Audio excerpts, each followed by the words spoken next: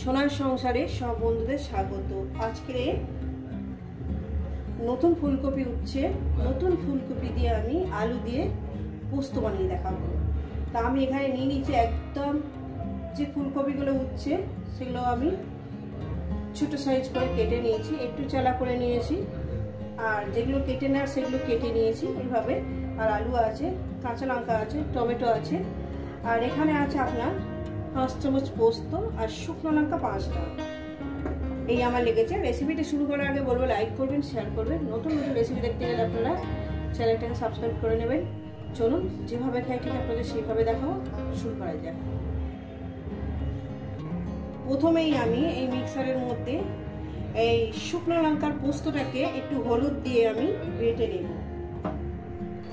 Gas ধরিয়ে দিয়েছি বন্ধুরা, কড়া আমি বসিয়ে দিয়েছি। কড়া আমার গরম হবে।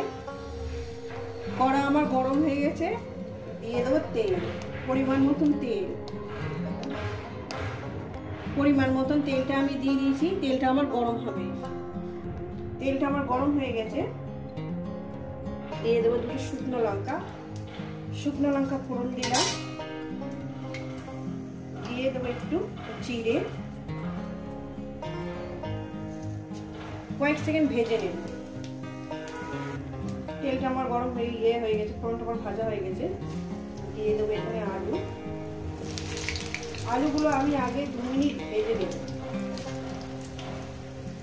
আর ফুলকপিটা একসঙ্গে দিয়ে দিলে ভালো হয়। ফুলকপিটা আমি দিয়ে দেবো একেবারে, সবগুলো দিয়ে একবার দারুণ করে ভেজে নেবো। মানে আলুটা আগে 2 মিনিট ভেজে নেবো, তারপর ফুলকপিটা দেবো।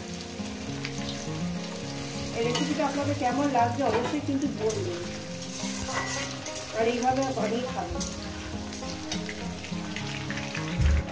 সামান্য পরিমাণে ভাজার সঙ্গে একটু হলুদ দিয়ে দেবো, যেহেতু পোস্তর সঙ্গে হলুদ দিয়েছি, আর একটু কালারে আসার জন্য একটু হলুদটা দিলাম। আলুটা দেখতে সুন্দর লাগে। আর পরিমাণ মতো লবণটা আমি এখানে দিয়ে দেবো 1 চামচ। 1 চামচ লবণ দিলাম, যদি কম হয় পরে দিয়ে দেবো। এইভাবে একবার রান্না করে খেয়ে দেখবেন বন্ধুরা, ভীষণ ভালো লাগবে। এরপর দিয়ে দেবো আমি ফুলকপিগুলো।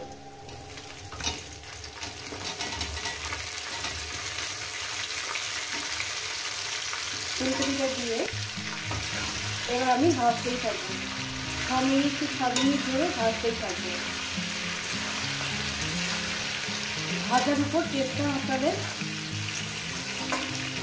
এরকম যেভাবে ভাজবেন টেস্টটা ততটাই আসবে। মিনিমাম 7-8 মিনিট ধরে আমি এটাকে ভাজবো। কি আসবে যত সুন্দর করে ভাজবেন ততটাই ভালো লাগবে। বন্ধুরা, ফুলকপিটা আরো সুন্দর করার জন্য যাতে পোড়া যাতে না হয়, কড়া করে ভাজবেন না, আমি এখানে একটু চাপা দিয়ে দিলাম। গ্যাস কিন্তু মিডিয়ামে রাখবেন। এইভাবে চাপা দিয়ে রান্নাটা করলে আরো সুন্দর টেস্ট আসে।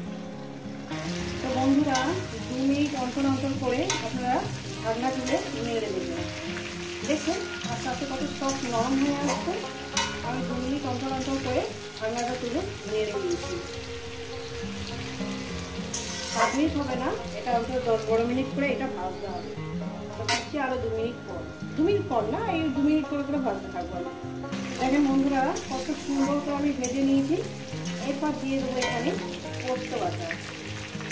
কাঁচা লঙ্কাটা দিয়ে দিলাম, দিয়ে দেবো পোস্ত বাটা। পোস্তর বাটিয়ে দেওয়া জলটা আমি দিয়ে দেবো। অনেকটাই পোস্ত লেগে রয়েছে। পোস্তর বাটি দেওয়া জলটা আমি দিয়ে দিলাম। বন্ধুরা, এবার এটাকে আমি কষতে থাকবো মিনিমাম 3-4 মিনিট করে এটাকে কষবো মিডিয়াম গ্যাসে। আর দিয়ে দেবো এখানে টমেটো দিয়ে দিলাম। এবার আমি 3-4 মিনিট ধরে এটাকে আমি কষবো মিডিয়াম গ্যাসে। গ্যাস ধরে দেবেন না, একদম লোতে করে দেবেন না। এইভাবে একটু রান্নাটা করে খেয়ে দেখবেন। খেয়ে আমাকে কিন্তু বলবেন যে আমার রেসিপিটা আপনার কেমন লাগে, বানিয়ে খেয়ে দেবেন। আর একটু জল দিয়ে দেবো। জলটা একটু কম হয়েছে, যেহেতু সবজিটা একটু সিদ্ধ হবে। আর অল্প করে একটু জল দিয়ে দিলাম, দিয়ে একটু চাপা দিয়ে দিলাম। আস্তে আস্তে হতে থাকবে। 2 মিনিট অন্তর অন্তর করে নেড়ে দেবেন। তো বন্ধুরা দেখেন, বন্ধুরা দেখতে কত সুন্দর, বিশ্বাস করেন দারুণ খেতে হয়েছে। এইভাবে আপনারা একবার রান্না করে খেয়ে দেখুন। আমার আলু টালু সব কিছু পারফেক্টভাবে সিদ্ধ হয়ে গেছে। দেখতে হবে আমার ফুলকপিটা সিদ্ধ হয়েছে কিনা। ফুলকপি আমার সিদ্ধ হয়ে গেছে, আর আমি চাপা দেব না, এইভাবে রান্নাটা করব। আরও 2-3 মিনিট কি 4 মিনিট রান্নাটা করব, এটাকে আমি নামিয়ে দেব। কিন্তু দেখুন সব কিছু আমার সবজি ঝরঝরে, অথচ সিদ্ধ হয়ে গেছে। নুন টুন আমার সব কিছু পারফেক্ট ঠিক আছে। আর 3-4 মিনিট রান্না করবো, এটাকে নামিয়ে দেব। তো বন্ধুরা আমার ফুলকপি আলু পোস্তটা রেডি হয়ে গেছে। এটাকে আমি নামিয়ে দেখাচ্ছি আপনাদের যে কতটা দেখতে সুন্দর হয়েছে।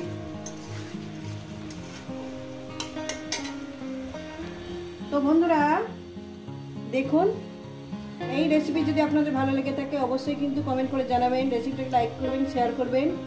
নতুন রেসিপি দেখতে গেলে চ্যানেলটিকে সাবস্ক্রাইব করে নেবেন। আবার নতুন কোনো রেসিপির সঙ্গে দেখা হচ্ছে।